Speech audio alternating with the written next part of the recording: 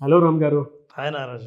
ప్రతి ఒక్కరి లైఫ్ స్టైల్‌లో జరిగేటువంటిది ఒక ఆలోచన మనకొస్తుందంటే ఆటోమేటిక్‌గా పానిక్ దాంతో పాటు ప్యారలల్‌గా వచ్చేస్తూ ఉంటుంది. హ్మ్.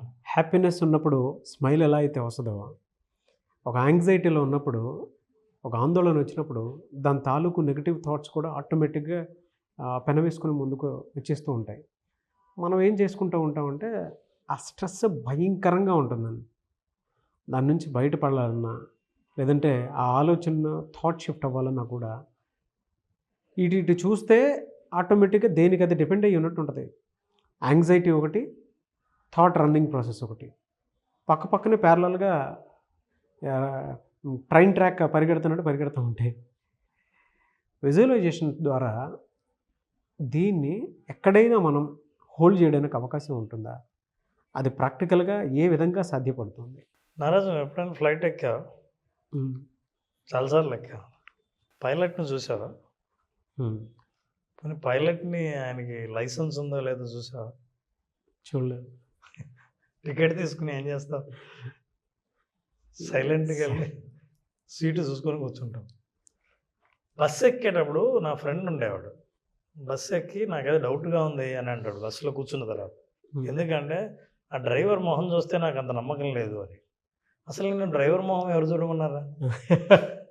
అసలు బస్సు టికెట్ తీసుకున్నవాడు వెళ్ళి బస్సులో కూర్చోవాలి. డ్రైవర్ని టెస్ట్ చేద్దాం, డ్రైవర్ని చూద్దాం, వాళ్ళ అసలు మొహం అతను ఎలా ఉందో గ్యారంటీ ఇచ్చే మొహంలా ఉందా లేదా చూద్దాం అని అనుకున్నప్పుడు మనిషికి డౌట్ మొదలవుతుంది. ఎప్పుడైతే నువ్వు ప్రయాణం చేద్దామని నిర్ణయించుకున్నావో నారాజు, హాయిగా ఉండేది, హాయిగా ప్రయాణంలో కూడా నిద్రపోయేది ఎవరంటే తన సీట్ ఎక్కడ ఉందో అక్కడ కూర్చొని సిస్టమ్ని, ప్రాసెస్ని, డ్రైవర్ని లేదా పైలట్ని నమ్మి వెళ్ళిపోయేవాళ్ళు హాయిగా వాళ్ళ డెస్టినేషన్ చేరతారు. అందుకే చాలాసార్లు జీవితంలో మనం అనుకున్నది అనుకున్నట్టు ప్రశాంతంగా సాధించాలంటే ఒక క్వాలిటీ చాలా అవసరం.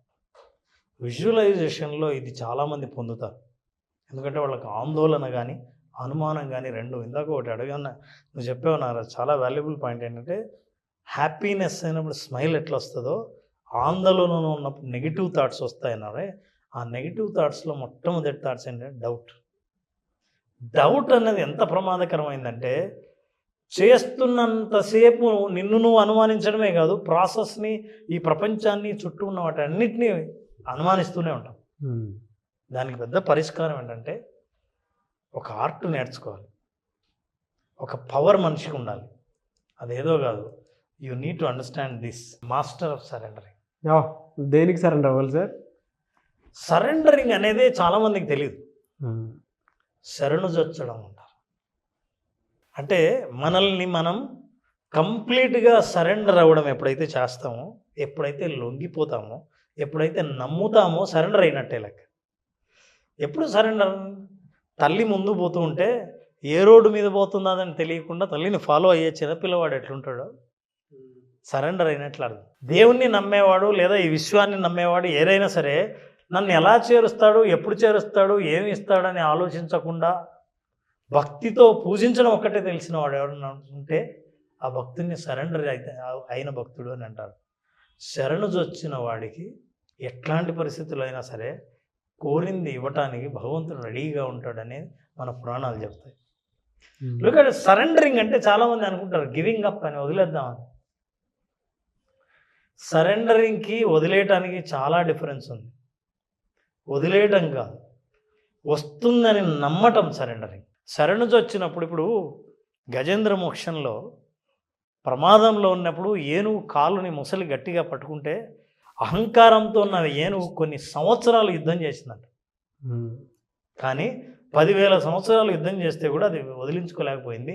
ఆ మకరం ముసలి ఏదైతే ఉంది గట్టి పట్టింది.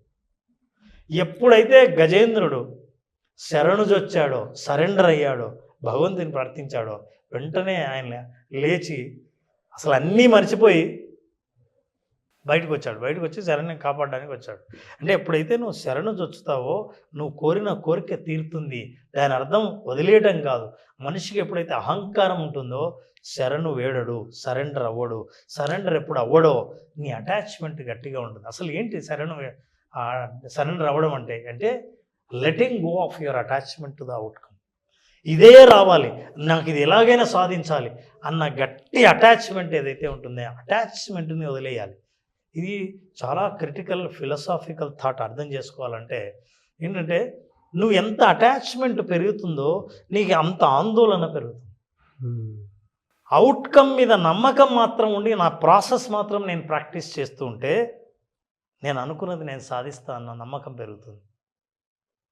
చాలామందికి అనుమానం పెరిగేది ఎప్పుడంటే నా అటాచ్మెంట్, నేను అటాచ్ అయింది నాకు దొరుకుతుందా లేదా దాని ఫలితం అన్నది వదిలేస్తే.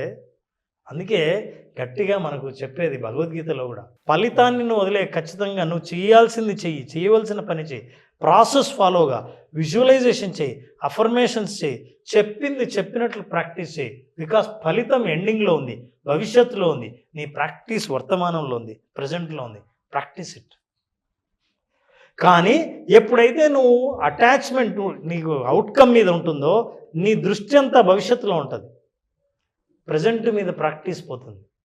You believe in practice, focus on practice, definitely you will reach to the outcome అనేదే భగవద్గీత చెప్తుంది. So that is a master of surrendering. ఏంటంటే learn lessons from negative situations, otherwise you will attract the same negative things in life. నువ్వు బహుశా ఆందోళనలతోనో, భయంతోనో, పాత నమ్మకాలతోనో, failure అవుతానన్న వాటితోనో, ఈ ఆలోచనలతోనో నువ్వు చేస్తుండొచ్చు practices. అవే ఫలితాలు వేస్తుంటాయి. నువ్వు దాని నుంచి పాఠాలు నేర్చుకోకపోతే, నువ్వు సరెండర్ ఎప్పుడైనా అవ్వకపోతే ఫలితాలు సాధించవు. ప్రపంచంలో చాలామంది అనుకున్నవి సాధించిన వాళ్ళంతా వాళ్ళకు నమ్మకం ఉంది. ఏంటి ఆ నమ్మకం? ఆ నమ్మకాన్ని మనం కొన్ని అఫర్మేషన్స్ ద్వారా ఎలా సాధించవచ్చు? ఈ నమ్మకాలు చూస్తే మనకి ఎంత డీప్ సైకాలజీ ఉందో, విజువలైజేషన్ ఎందుకు పనిచేస్తుందో తెలుస్తుంది. 3 powerful statements for the surrender. If you want really surrender, ఈ స్టేట్మెంట్స్లో ఎంత అర్థం ఉందో, మనిషి మానసికమైన స్థితి ఎట్లా మారిపోతుందో మనకు తెలుస్తుంది. For example, let us see the first statement, powerful statement. Look at this. I trust this universe has planned for me. First నేను ఏమనుకుంటున్నా అంటే, ఈ విశ్వానికి నాకు సంబంధించిన ప్రత్యేకమైన ప్లాన్ ఉండే ఉంటుంది. దాని ప్లాన్ ఉంటుందని నమ్మడం ఉందే, ఇక నా ప్లాన్ను పక్కన పెడతాను. నేను కోరాల్సింది కోరుకొని, I trust that there is a plan and I'm willingly surrendering to this guidance. మీరు ఎట్లా గైడెన్స్ ఇస్తుందో ఈ యూనివర్స్, ఆ గైడెన్స్ను ఫాలో అవ్వడానికి నేను సిద్ధంగా ఉన్నాను. ఇష్టపూర్వకంగా నేను వచ్చి సరెండర్ అవుతున్నాను. This is what is affirmations. నా ఇష్టం, నా ఇష్టానికి నేను సరెండర్ అవుతున్నానంటే, so this is how it is when you are really surrendering to the universe. ఈ సరెండర్ అయినప్పుడు మీకు వచ్చే ఫలితాలు అద్భుతంగా ఉంటాయని చాలామంది ఫలితాలు పొందినవాడు, సరే I trusted, I believed, what ever I believed, I got it. కానీ ఎప్పుడైతే నువ్వు ట్రస్ట్ చేయవో, సరెండర్ అవ్వవో, మధ్యలో బస్సు పోతుంటే డ్రైవర్ దగ్గరికి వెళ్ళి ఓకే కదా అని తర్వాత ఫ్లైట్లో అయితే వాళ్ళు పర్మిషన్ అడుగుతాను, నేను ఒకసారి పైలట్తో మాట్లాడాలి. నీకు ఎక్కడా దొరకదు. ఎందుకంటే ఈ సిస్టమ్స్ ఉన్నవే ఎవరు సరెండర్ అయ్యారో వాళ్ళు రావడానికే. చాలామంది ఫ్లైట్ ఎక్కడంతే భయపడే వాళ్ళు ఉంటారు చూసారా, వాళ్ళకి ఫోబియాస్ ఉంటాయి. వీళ్ళందరూ సరెండర్ కాకపోవడం వల్ల వచ్చే ఫోబియాలే. ఈ ఫోబియా ఎక్కడి నుంచి అంటే జరుగుతుందేమో లేదా జరగదేమో అని అనుకున్నవే ఫోబియాలు. ఇట్లాంటి ఫోబియా నుంచి బయటపడాలంటే సరెండరింగ్ అఫర్మేషన్స్. ఫస్ట్ ఏంటంటే నేను నమ్ముతున్నాను వాళ్ళు ఖచ్చితంగా నా కోసం అంటూ ఒక పథకం ఉండే ఉంటుంది, అది జరుగుతుంది అని. The second affirmation, look at this, I release my need to control the outcome. నేను ఎలాగైనా సరే అవుట్కమ్ని కంట్రోల్ చేయాలన్న నీడ్ని నేను వదిలేస్తున్నాను. ఎందుకంటే ఇక నేను కంట్రోల్ చేయక్కర్లేదు, నా కోరిక బలంగా నేను పంపించానంతే. And I trust the wisdom of universe. నాకంటే జ్ఞానం ఎక్కువ యూనివర్స్కి ఉందని నమ్ముతున్నాను.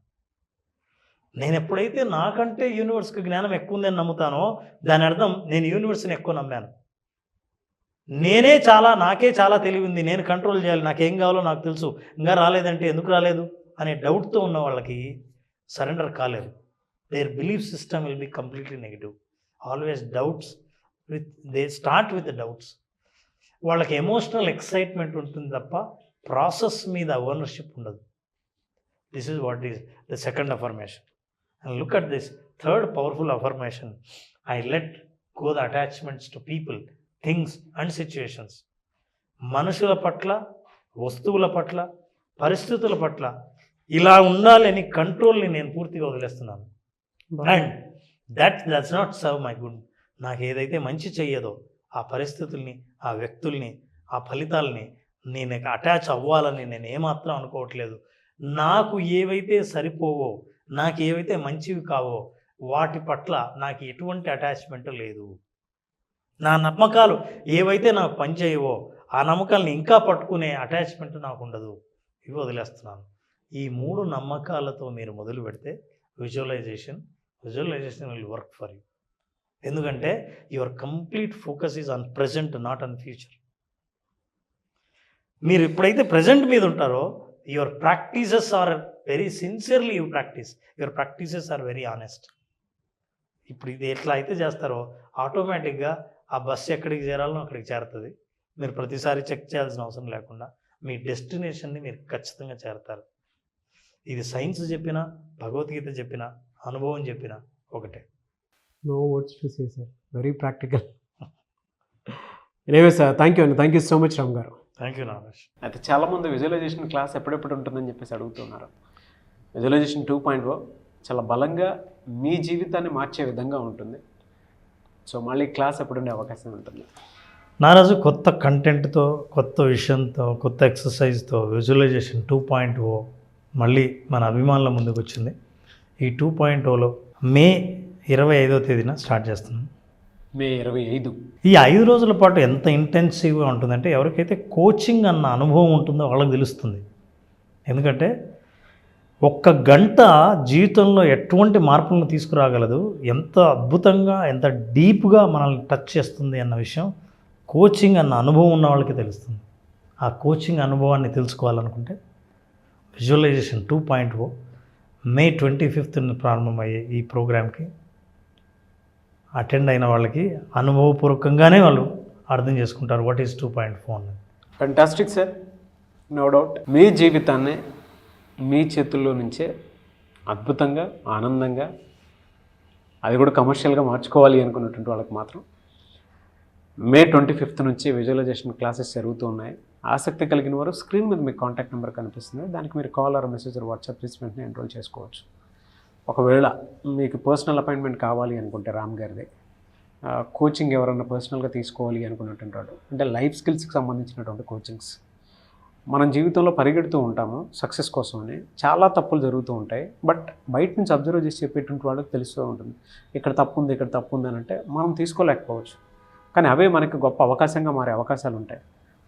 సో అలా మీ కెరీర్ని ఒక సరైన గాడిలోకి తీసుకెళ్ళాలి అనుకుంటే ఒక మెంటర్, గైడ్, కోచ్ తోటి, లేదు ఇంట్లో ఏదన్నా మానసిక సమస్యలు, వైఫ్ అండ్ హస్బెండ్ రిలేషన్షిప్కి సంబంధించి చిన్న చిన్న ఈగోస్ అవి క్లియర్ చేసుకోవాలి అనుకున్నటువంటి వాళ్ళు త్రూ అపాయింట్మెంట్ అయినా సరే అప్రోచ్ అవ్వాలి అనుకున్నా, లేదా విజువలైజేషన్ క్లాస్ 2 అయినా సరే అప్రోచ్ అవ్వాలి అనుకుంటే స్క్రీన్ మీద మీకు కాంటాక్ట్ నెంబర్ కనిపిస్తుంది, దాన్ని మీరు కాల్ ఆర్ మెసేజ్ వాట్సాప్ చేసి వెంటనే ఎన్రోల్ చేసుకోవచ్చు. ఒకవేళ మీకు కాంటాక్ట్ నెంబర్ కనెక్ట్ అవ్వట్లేదంటే మిస్టర్ నాగ్ అఫీషియల్ 1 అని నా ఇన్స్టాగ్రామ్ ఐడి ఉంది, దానికి మీరు పర్సనల్ మెసేజ్ పెట్టినా నేను రామ్ గారి టీమ్కి ఫార్వర్డ్ చేస్తాను. ఆ విధంగా సరే మీరు అప్రోచ్ అవ్వచ్చు. అండ్ ఈ వీడియో లైక్ అండ్ షేర్ మాత్రం తప్పకుండా చేయండి. ఇలాంటి మరిన్ని వీడియోస్ కోసం మా ఛానల్ ఫాలో అవ్వండి. Thank you so much Ram garu, and wish you all the best. Thank you Nagesh. Suman టీవీలో మీ పర్సనల్ అండ్ బిజినెస్ ప్రమోషన్స్ కోసం కింది నెంబర్కి కాంటాక్ట్ చేయండి.